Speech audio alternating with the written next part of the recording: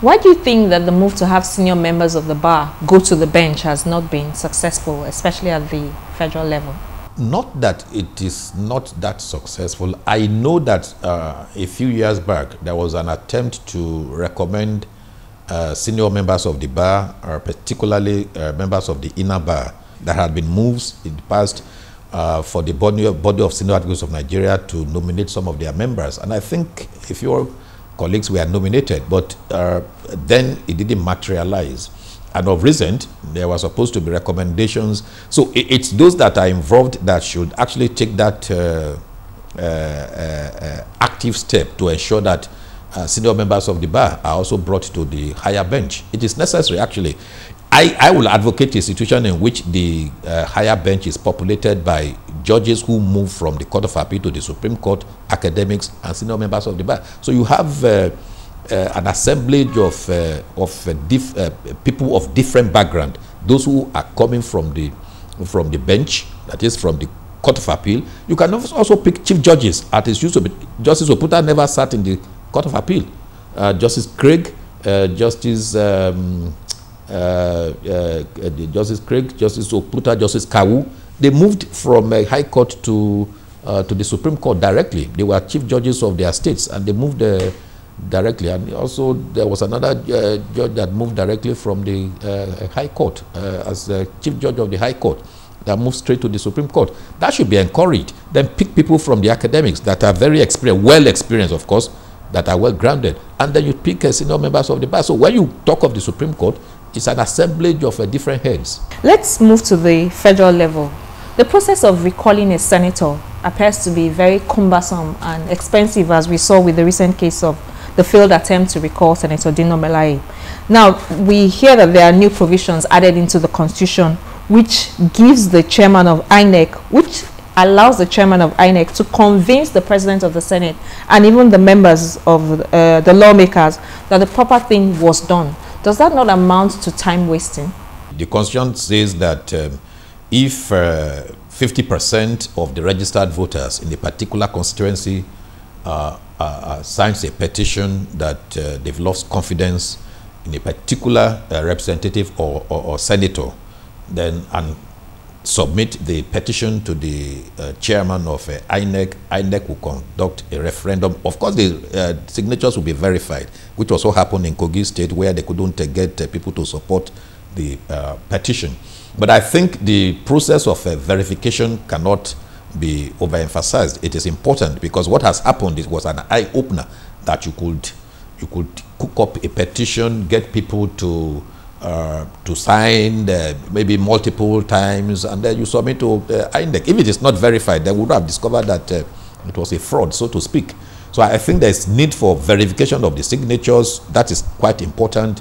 And then the next stage of holding a referendum, once the signatures have been verified, then you proceed to the next stage of holding a referendum and getting a simple majority of the registered voters in that constituency to support the petition. Once that has been done, you have met the requirement of the Constitution. So the question of anybody sitting as an appellate body shouldn't arise at all once that has been done. Because it is the people that elected members of the National Assembly. The members of the National Assembly did not elect themselves. So if the people that have elected a particular representative or senator say that they have lost confidence in him, and they have gone through the procedure, the constitutional procedure for the recall of such a representative, I do not think there should be any other body or group of persons that will sit on appeal over the judgment or decision of the people that have spoken. Is this what obtains in advanced democracies of the world? Well, in other democracies to recall, it's not something that you can enter the market and come up with. There's need for checks and balances in a recall. I think what has happened in Kogi is an eye-opener that we should not take it for granted. If somebody has been elected, there's a lot of investment in an election. So if he has been elected and is going to be recalled, recall should not be at the beck and call of any particular body or person, like a governor of a state who feels dissatisfied with a particular representative, and you can just cook up signatures and say, I've recalled you. It shouldn't be allowed. The ongoing debate on whether the Senate can summon the Inspector General of Police like it has done.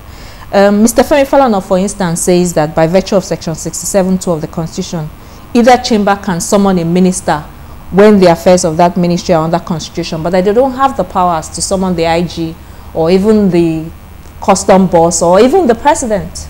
Well, to the best of my understanding, the Constitution gives the power to the National Assembly, both the Senate and the House of Representatives, to summon any person for the purpose of conducting investigation into any law or exposing corruption or inefficiency in the administration of the law. If you look at the provisions of sections 87, 88, no, specifically section 88, and then going on to section 89 of the Constitution, you find the powers of the Senate and the House of Representatives to summon any person, the language is any person in Nigeria, for the purpose of conducting investigation into any law with a view to amending the law or exposing corruption or inefficiency in the administration of such law. And any person includes the Inspector General of Police, the Chief of Army Staff,